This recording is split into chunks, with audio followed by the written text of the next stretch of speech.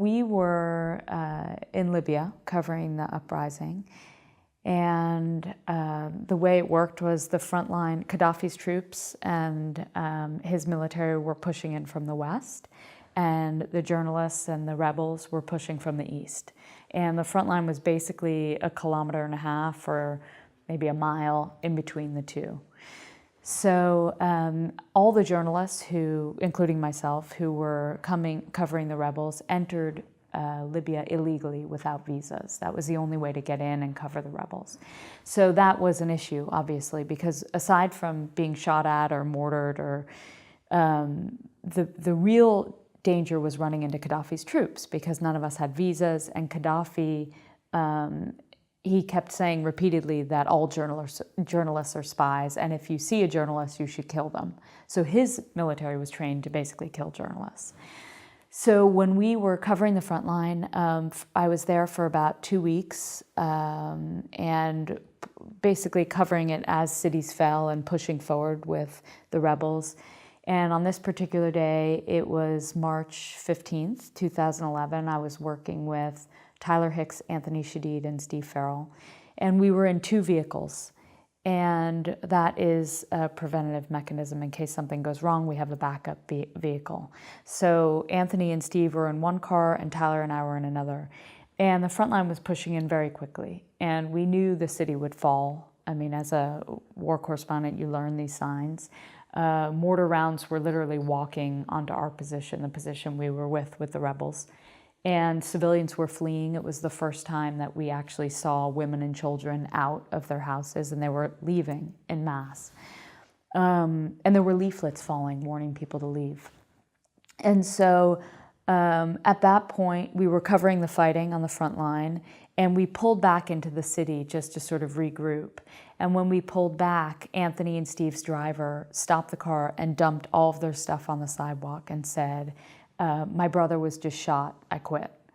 So now we are 4 journalists and Muhammad, our driver, in one small car. And so we filled the car with all of our stuff. And the other danger, of course, is that you have 4 journalists and 4 people who have very different needs. So everyone sort of wants to do something different, and the front line's coming closer and closer.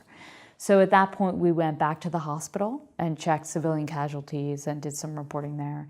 And more people were filing out of the city. And I remember I saw a group of French reporters and photographers, Laurent van der Stock, who's a photographer who's been shot I don't know how many times, and he looked at me and said, it's time to go, I'm leaving. And at that point I said, oh no, if you're leaving, we're definitely dead, because you never let a French reporter leave before you. That's just sort of the joke. So he leaves.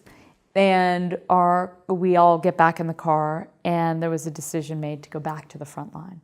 And I was very uncomfortable at this point because I felt like it was time to go. But I guess as the only woman in the car, I also felt like maybe I'm just being scared and maybe my instincts are off, because for whatever reason that day I had a really bad premonition. So we went back to the front line. Everyone jumped out of the car. And I was trying to shoot, but I was kind of paralyzed by fear. And at that point, Muhammad, our driver, got a call saying Gaddafi's troops had entered the city. And we started hearing sniper fire. And so once you hear sniper fire, you know they're in the city, because they're not that far. So we stayed, continued working, and our driver started saying it's really time to go. He was sort of screaming. And then finally we got back in the car after I think he had gotten 2 phone calls at this point from his brother saying, where are you? You have to leave. His brother was working for the BBC. And so we finally got in the car and we started to pull back. And as we were heading back toward Benghazi, I saw soldiers on the horizon. And they were wearing uniforms, so it was different from the rebels. And it didn't make sense because, of course, Gaddafi's troops were coming from the west, and we were heading east. And so I said, you guys, I think those are Gaddafi's guys. And they started laughing, and they were like, no, there's no way, they're behind us. And suddenly, as we got closer and closer, it was clear that it was Gaddafi's guys, and they had flanked the desert. So they went all the way around the desert and cut the road in front of us. And so everyone started screaming something different. Tyler was screaming, don't stop. Anthony and Steve, everyone was just screaming. And Muhammad stopped the car at the checkpoint and jumped out and said, Sahafa, we're journalists. And at that point, it was complete mayhem. The rebels that we had been covering started opening fire on the checkpoint, and we were literally in a wall of bullets. Mohammed, I never saw him again. He jumped out the left. I was sitting on the left-hand side behind him. Tyler, Anthony, and Steve jumped out the right, and as soon as they got out of the car, one of Gaddafi's troops was on each of them, sort of pulling at them. And because there were bullets everywhere, I was sitting in the car, and as the only woman, this happened to me in Iraq too, I sort of always get left. Like, they're like, do we kidnap her? Do we leave her? What is she? Who is she? So they sort of just left me. So I'm sitting in the car thinking, I have to get out of the car because it's not armored. And I knew that the bullets were coming from behind me. So I made a decision to crawl across the back seat and jump out the same side as my colleagues. And when I got out, one of Gaddafi's guys was on me pulling at my cameras. And I was instinctively just pulling back, sort of fighting with him in the middle of the crossfire. And then finally I said, okay, I have to, obviously this is ridiculous. So I let go of my cameras. I let go of one camera, and the other camera I still had, because I remember I was trying to pull the discs out as I was making a run for it. And I remember I pulled them out, and I don't remember if I ever was able to put them. I usually put them in my bra. But I remember pulling them out as I was running, and Anthony tripped and fell in front of me. And I remember looking at him, and he was screaming for his life. And I thought, okay, this is as bad as I think it is. It's not, I'm not just overreacting. And so we all made it behind this cement building. And when we got behind the cement building, I mean, adrenaline was going, all Gaddafi's guys were sort of surging with adrenaline and very angry and sort of brutal. And they all started asking for our passports. And so we handed over our passport. Now, I had 2 passports on me because I always have 2 passports as a journalist. But for whatever reason, I think that day, because in a war zone, we travel with everything in case you can't get back to a city, I had both passports. And so I had one in my underwear and one in my waist pack. So when they asked for my passport, I handed one over. And then they told us to lie face down in the dirt. And each one of us had a barrel of a gun put to our heads. It was, I think they were AKs because they were long barrels. And we were sort of looking up, and I remember looking over, and we were all begging for our lives. They were about to execute us. And they had taken my shoes off. I had Nike sneakers on, and tied my ankles together and my wrists behind my back. And at that point, the commander came over and said in Arabic, which Anthony later translated, you can't shoot them, they're American. And so they didn't shoot us, and instead they continued tying us up, and they emptied all of our pockets and found my discs and never found my, I had $8,000 in cash and an extra passport in my underwear that I had for 6 days. They never found it. And so then they placed me and Steve in vehicles, in one vehicle, and Anthony and Tyler in another, in the middle of the front line, and kept us there tied up for like 4 or 5 hours, and basically just laughed at us while bullets and bombs and everything rained around us, and we couldn't do anything. We were just sitting there basically waiting to die.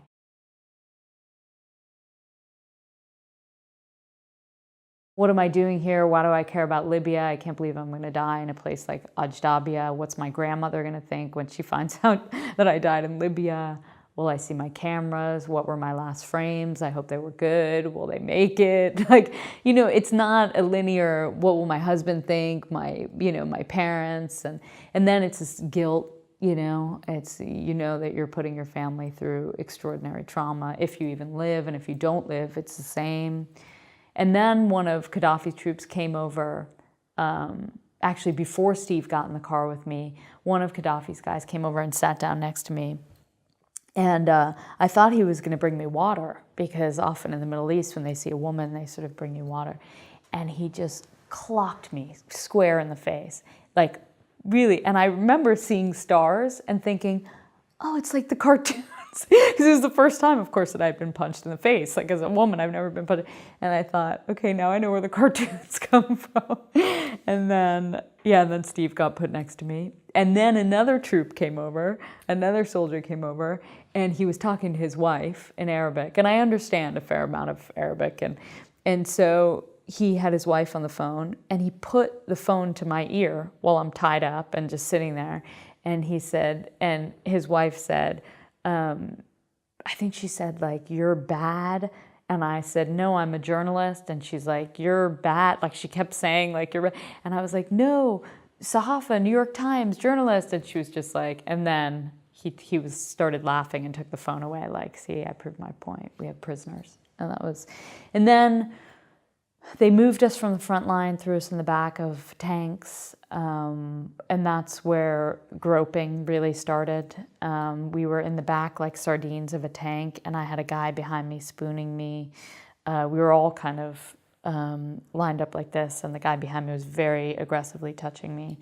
And Anthony, Steve, and Tyler were all getting beaten. Steve was having a gun sort of shoved between his legs.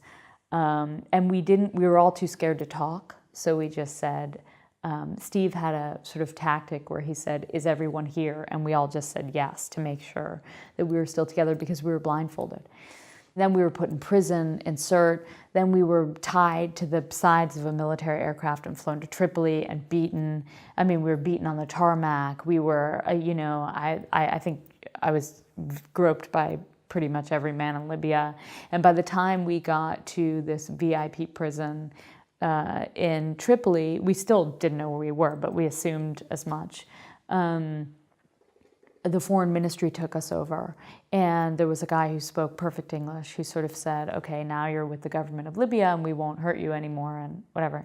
But of course, we were put in like an apartment with bars on the windows, and they said, "If you look out the window, we'll kill you."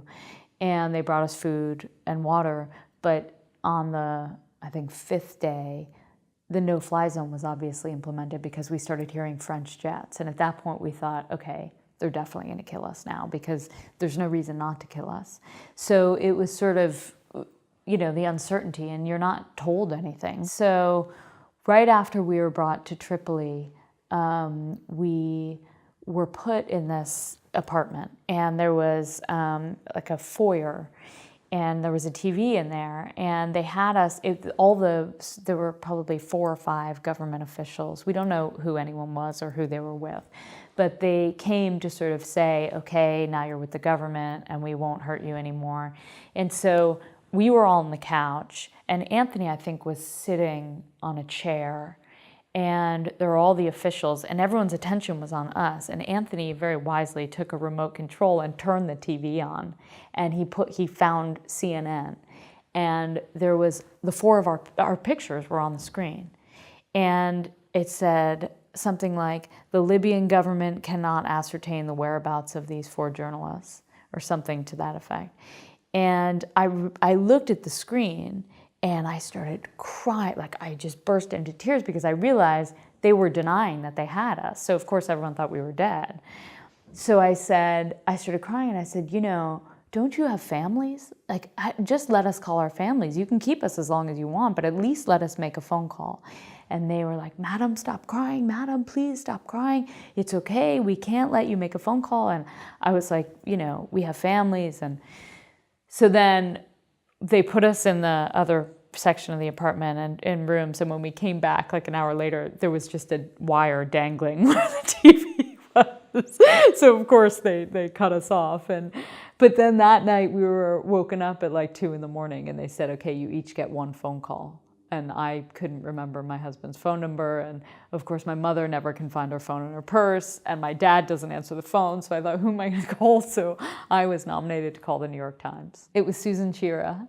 And I know Susan, and she was like, "Lynsey," and I was like, "Susan." And there was a guy, I was tied up and blindfolded, and they made the call and put the phone to my ear, and there was a guy literally like breathing on me to say, like, "Don't you dare say anything." And I said, "Susan, first of all, can you tell my husband I love him?" I said, "I forgot his phone number." And I said, "We're fine." And she was like, I think that's basically, apparently they had gotten a warning that we would call. And I just said, like, "We're okay, we're alive." Yeah, that's it. I didn't want to say I was scared to say anything. The thing about being captured is that you're terrified to say anything or do anything. And so there was a lot of psychological trauma that went into it, a lot of psychological torture, really. I mean, they threatened us with execution over and over. And the second, they would do things like start to be very nice to us and then beat us again, or do something like, tonight you will die, but say it while they're sort of touching my face in a very tender way. So really twisted sort of ways of manipulating your mind, so you're just terrified all the time.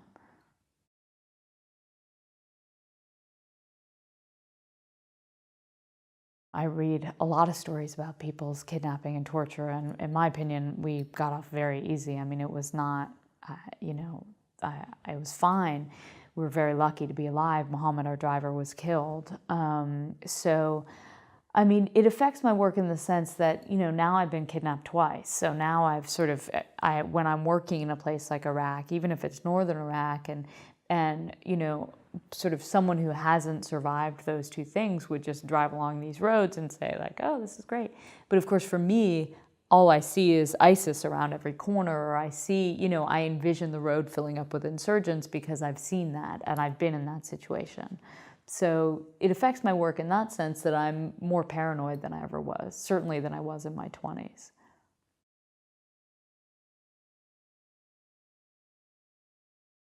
Look, I think by the time I decided to have a baby, I had been kidnapped twice, was in a car accident, 2 of my drivers were killed, my 2 friends were killed in Libya, Tim Hetherington and Chris Hondros.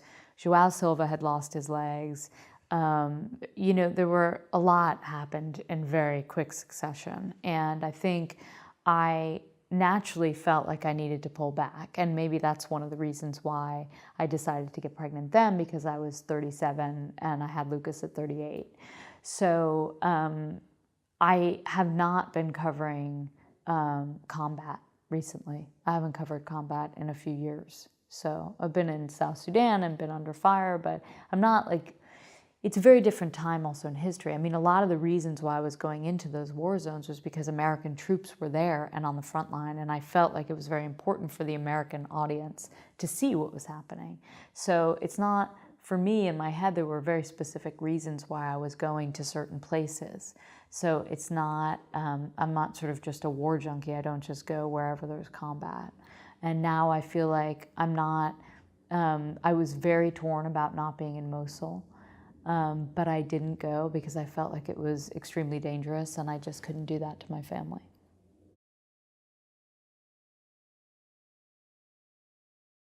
And I was very lucky because I grew up in a very eccentric household. I grew up literally raised by hairdressers and that whole community. So we had an open house. We sort of welcomed anyone and everyone, particularly people who were marginalized and people who were who we had a lot of gay people, a lot of cross-dressers, I would come home from school when I was 7 years old and there'd be a man dressed as a woman playing show tunes at the piano. I mean, we never really knew what to expect. But that sort of upbringing, my parents taught us never to be judgmental, to accept everybody, to respect everybody.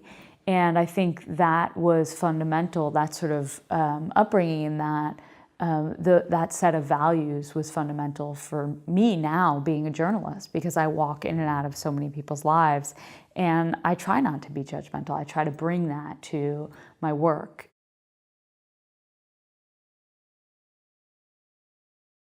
So I was 12 years old, around 12. I could have been 11, I could have been 13, but I was at my father's house in Connecticut, and he had an old Nikon FG, and I saw it, and a client of his had given him the camera, and I picked it up and asked what it was, because I wasn't really familiar with film cameras or any cameras, and he just gave it to me.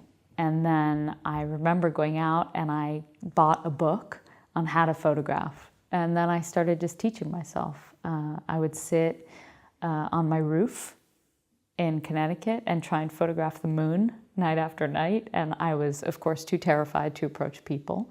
So I photographed flowers and cemeteries, and then never studied photography.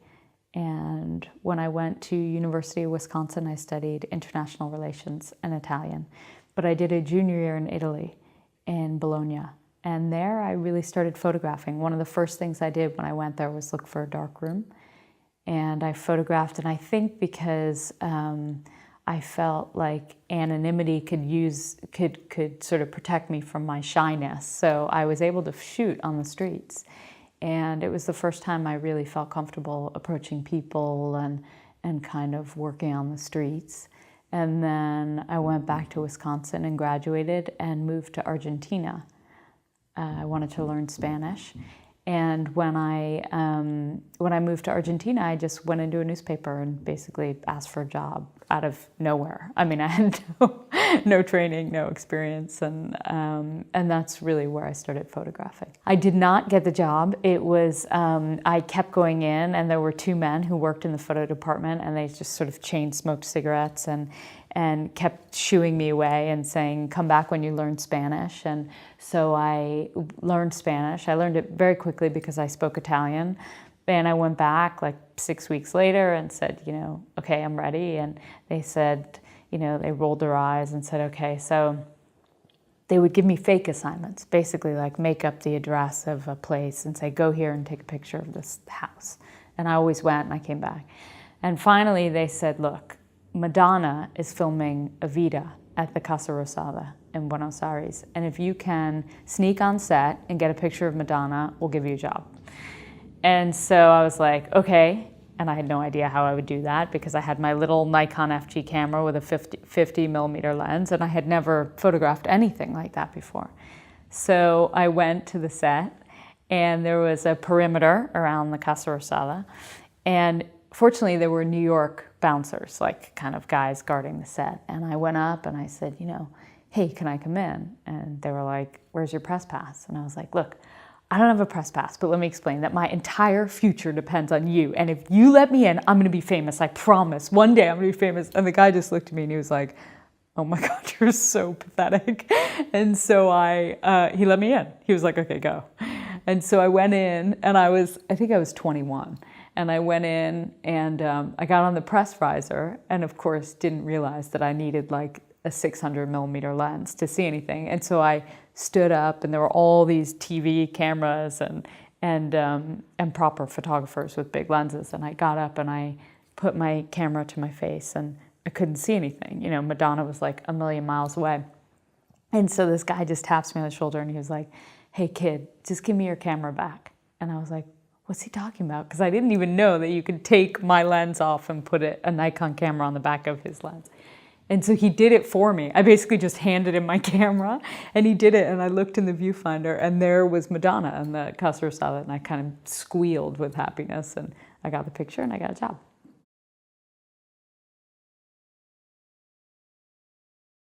I was never sort of attracted to conflict per se. It's not like I woke up and said I want to be a war photographer. It was never like that. For example, I was living in India in 2000, and I had a roommate at the time. I was renting a room from the Dow Jones bureau chief, Ed Lane. And he came back from a trip to Afghanistan, and he said, you're a woman and you care about women's issues. Why don't you go to Afghanistan and photograph women living under the Taliban? And I thought, yeah, you're absolutely right. Like, that's exactly what I should do. And it never dawned on me that I should be scared, because I thought my intentions are pure. I'm literally going to speak to women about how they feel. And I got a visa, so I went with permission. And I went, and so it was more curiosity. That was sort of the first time that I went into one of those situations, and it was fine. And then after September 11th, it made sense to go back because I had all this experience in the region. And so I went to Pakistan right after September 11th, and then I ended up going in to cover the fall of the Taliban in Kandahar.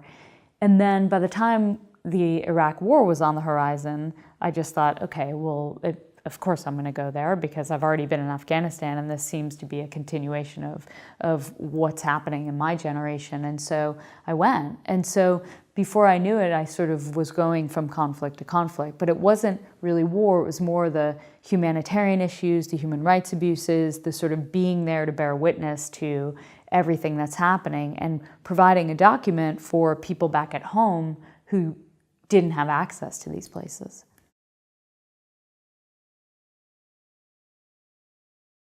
Until I was in my early 30s, I basically had no personal life. I spent most of my time in Iraq, Afghanistan, Darfur, Congo, Lebanon, Libya, just going from assignment to assignment, and just never, I would go home. I had boyfriends, but I sort of would leave them at home and come back every 3 months and say, hi, and do my laundry and leave, because there was no other way to do it. It's such a competitive job. It's also, I was in a very different mind frame. I mean, when I would spend 3 months in Iraq, it was hard to come out and just sort of relate and try and have a life when all I wanted to do was go back.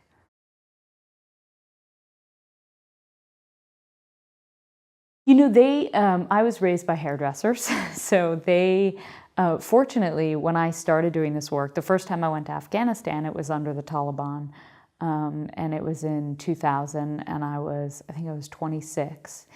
And I remember calling my mother the night before I left for Afghanistan, and I said, Mom, I'm going to Afghanistan tomorrow. And she was like, okay, honey, have fun. Because, of course, she had no idea what Afghanistan, this is before September 11th. So luckily, my parents didn't really follow the news for the beginning when I first started covering war. And it wasn't really, and I never told them anything. I would just sort of go and work, and they didn't religiously read the New York Times. And it wasn't until probably around 2003, like around the time of Iraq, where they started really watching my pictures on the front page and in the New York Times, and they started getting worried, but I was always like, no, it's fine, it's totally safe. And then I got kidnapped right outside of Fallujah in April of 2004. And that was the first time my father ever said to me, please come home. And they've never, ever said anything. And they've never said anything since then. I did not go home right away because I had a theory that if I was going to be a photographer who covered war consistently, I didn't want my response to trauma to be to leave, because I felt like that was a bad precedent to set. So I thought I should stay and try and work through it a little and then go. So that's what I did.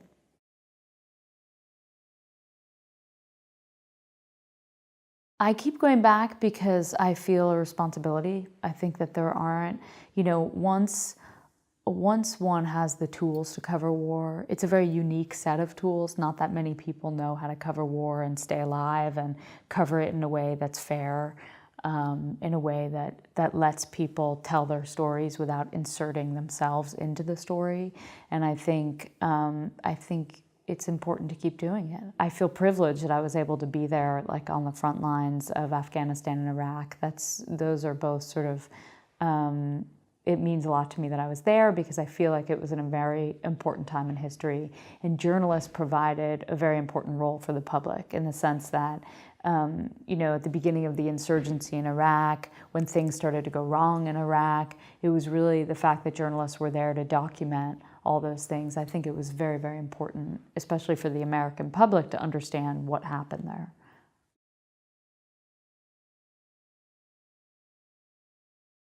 Most people just sort of underestimate me. They sort of look at me and they're like, oh, no, like a girl's with us, But I think it's, I'm always having to prove myself. I don't really say anything because I feel like it's show don't tell, so no one says anything. The troops especially don't say anything because they don't say anything. I did a 2-month embed in the Korangal Valley with the 173rd Airborne.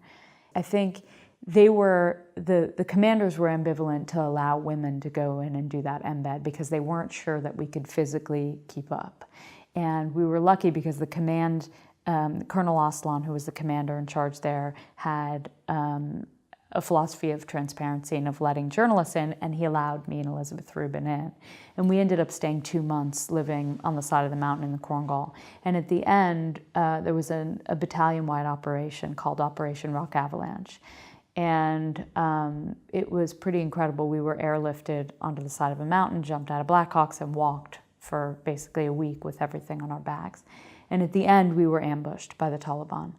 And it's a series of photos that, to me, I feel like for one of the first and only times in my almost 20 years covering war that I was really at the heart of war.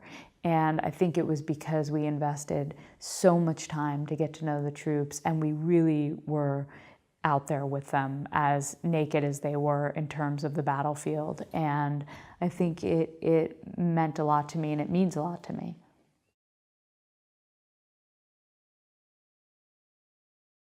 You have to be ready for everything and anything, and sleeping on the floor, sleeping on the side of the mountain, being cold, being hungry, not having coffee. I mean, I remember one morning on that particular embed, we had been 2-3 days on the side of the mountain, and I had such a bad headache, and I couldn't figure out why, and we couldn't make a fire because the Taliban was very close. And so I kept taking ibuprofen and nothing was working. And finally I opened the MRE and there was a pack of Maxwell House, just the grounds, and I just dumped the whole pack into my mouth, and the headache was gone in like 15 minutes. And I was like, oh my God. But I mean, you just have to be ready for anything, you know.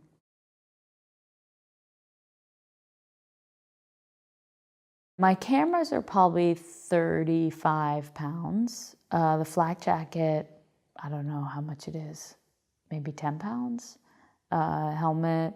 Then my kit, like on a mission like that, I stripped everything down. So I had 2 camera bodies because in case one breaks, that's the other thing, is that you're jumping and diving and falling, and so you have to sort of have backup gear.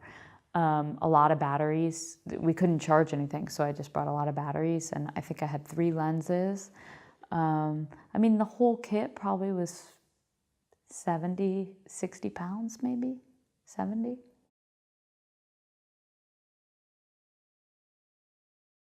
I'm me, so I don't know how strong the next person is. I mean, I've had to be strong because I have no choice. You know, it's not like you can go into these situations and ask someone for help. So, you know, and I never wanted to be the woman who needed help. So I always made sure I trained a lot and worked out all the time.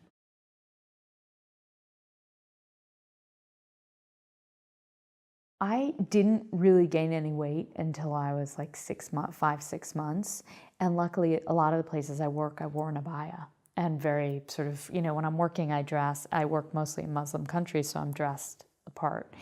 So no one knew until I remember I was on a road trip with Joe Klein. I'd come back to the US and I was doing a story for Time magazine. It was sort of a pre-election story, and we were driving across America, and it was between my 5th and 6th month, and suddenly my stomach sort of popped in the middle of that trip, and I hadn't told him I was pregnant. And I remember suddenly making a decision like, I think I have to tell him because he's going to think I'm like binge eating or something. You know? So I went downstairs and I was like, Joe, good morning. And he's like, you know, he doesn't look up and he's like, do you want breakfast? And I'm like, yeah, I'm almost 6 months pregnant. And he's like, what is your problem? But, you know, in my head, there were a host of problems. I mean, I didn't know a single female photographer who had been pregnant, who had had a child. So I was really scared, you know, and I didn't want to tell anyone. I didn't want to tell my editors because I didn't want them to make decisions on my behalf about how long I should work. You know, it was a decision I wanted to make with my husband, and we did that together.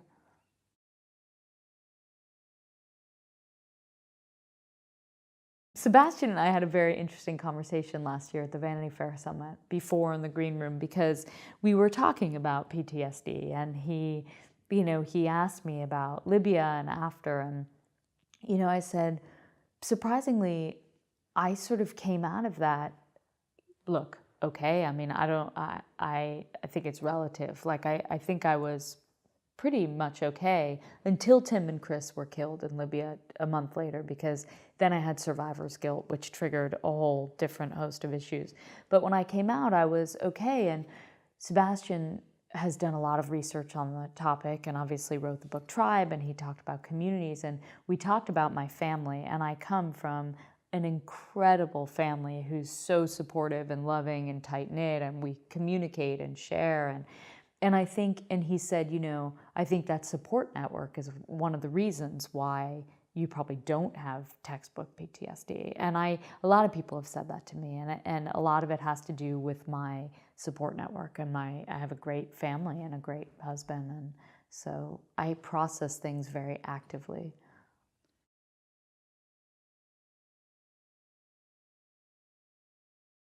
The really gruesome ones don't stay in my head as much as the stories, like the personal stories, surprisingly.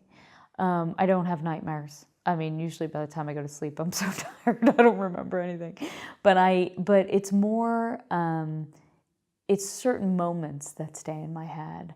And they're not necessarily the really gruesome ones. It's more like I remember a woman bleeding to death in front of me because she had just given birth and she hemorrhaged and there was no doctor. And just watching her literally bleed to death, and I couldn't do anything. I mean, those are the moments that sort of plague me. You know, after that ambush in the Korengal Valley, I mean, there's carrying Rugel's body across this sort of very barren landscape. And I remember in that moment thinking, what are we doing here? Like, there are no people here. Why are we fighting a war in the middle of the mountains? You know, there's nothing. So I remember there are moments, and I remember my exact thoughts at the time. I had won a MacArthur Fellowship and wanted to focus on maternal mortality and why women die in childbirth. And at that point, about 500,000 women were dying every year in childbirth around the world. And so I went to Sierra Leone because it was a country with a very high maternal death rate. And the first hospital I went to in the provinces, it was the Magbaraka Government Hospital. I went in and I met this woman, Mamma Sessay, and she had been pregnant with twins and delivered the first baby in the village, and the second baby wouldn't come out. And so she had to take a canoe across a river and an ambulance for 6 hours across bumpy roads. And I know the roads because I then took them back with her corpse.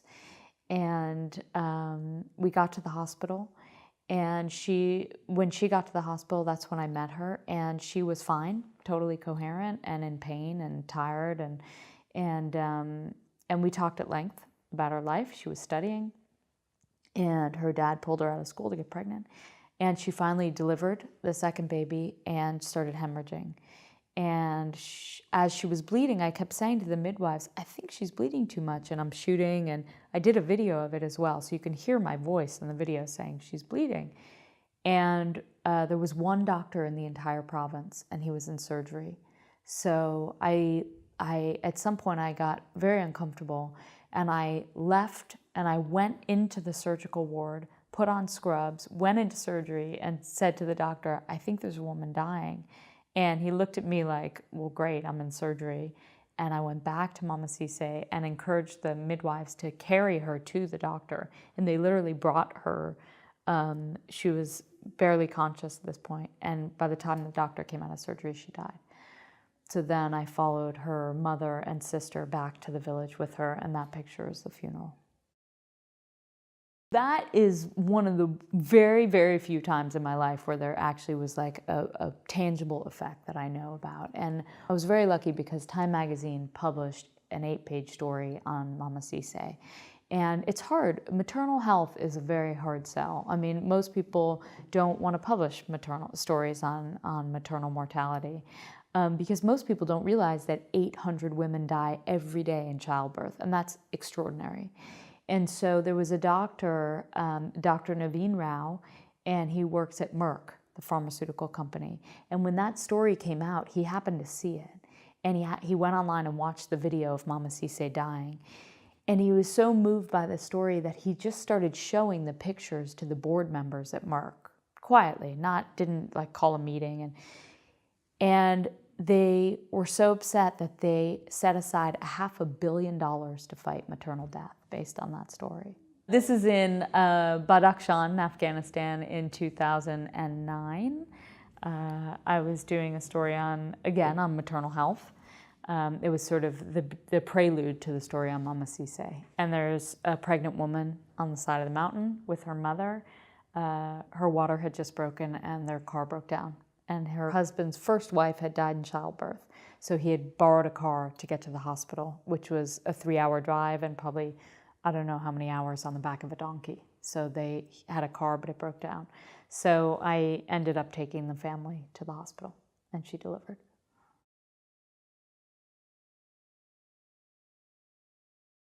Photography has changed because there's a real proliferation of photography. I mean, I know this because I gave a talk a few days ago that in 2017, more than 1 trillion photographs will be taken by people on their smartphones and with real cameras. And so the question is, how do you distill the good from the bad and the poignant from the average? And I think, we're so inundated by images.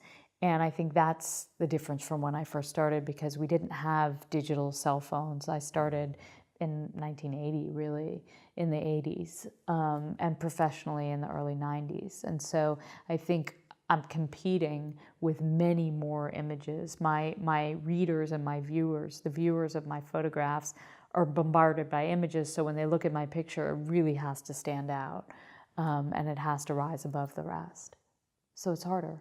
Look at virtual reality. I mean, that's probably the biggest development that we've seen in some time. I mean, video has become more ubiquitous, but also virtual reality and the fact that you can literally walk into a 3-dimensional scene, that I think for a still photographer is a bit jarring, because how do you compete with something like that? But I do believe in the still image. I believe that it's still possible to send a very powerful message with a still photo.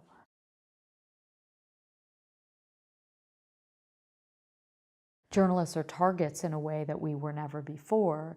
There are regimes who don't want freedom of press. They don't want journalists revealing what's happening inside their country, showing that there are huge human rights abuses going on, that people are killing their own people.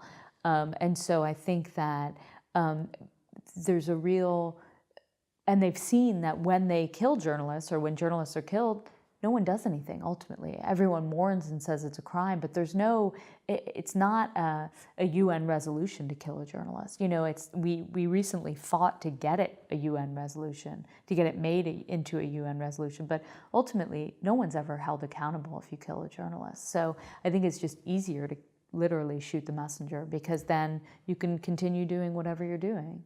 I think in terms of ISIS and in a lot of the countries, Al-Qaeda, a lot of the fundamentalist groups, they've learned that they can make a lot of money by kidnapping journalists. So there's a bounty, they get ransom. And so it's a huge financial gain to kidnap a journalist. And there are a lot of governments who pay. It's a business.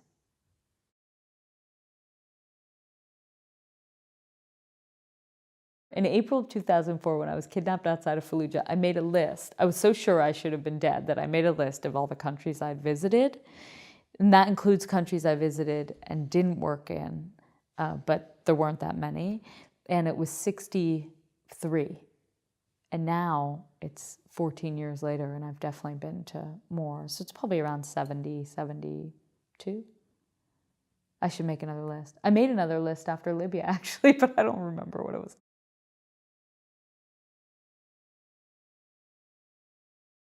Oh, it's torture, because when I'm photographing someone or something, I'm like a hunter, I'm looking at light, I'm looking at expression, and there's a composition, and it's if it doesn't come together, it's very, very frustrating. But you can never explain that to someone who's not a photographer, because I don't know how to explain it. I mean, I know what I'm looking for, and I know when it comes together, but I don't explain what it is. I can't explain what it is, actually. Patience is everything, for me, and light, and making people feel comfortable, and staying long enough, if you can, that people kind of finally relax. Because there's no way you can walk into a room with a camera and people don't change their body language. So it takes a while for them to get back to the way they were. I photographed women in Afghanistan for National Geographic, and that story took more than 2 years, because I didn't only need permission from the women, but I needed permission from their fathers, their brothers, their husbands. And every woman I asked, sometimes she had to think about it. And so literally I just had to sort of chip away and get to the point where I had enough women who agreed and their families agreed. And it was just a real lesson in patience, because it took 2 years, you know. It wasn't, and a lot of these things no one understands for a photographer. It's like actually taking a picture is like 5% of what I do. And the rest is research, reading, contacts, setting things up, making contact, getting access, making people feel comfortable, doing the reporting, doing the interviews, getting the caption. You know, it's not getting there physically, the logistics on the ground. I mean, literally taking a picture is the easiest part of my job.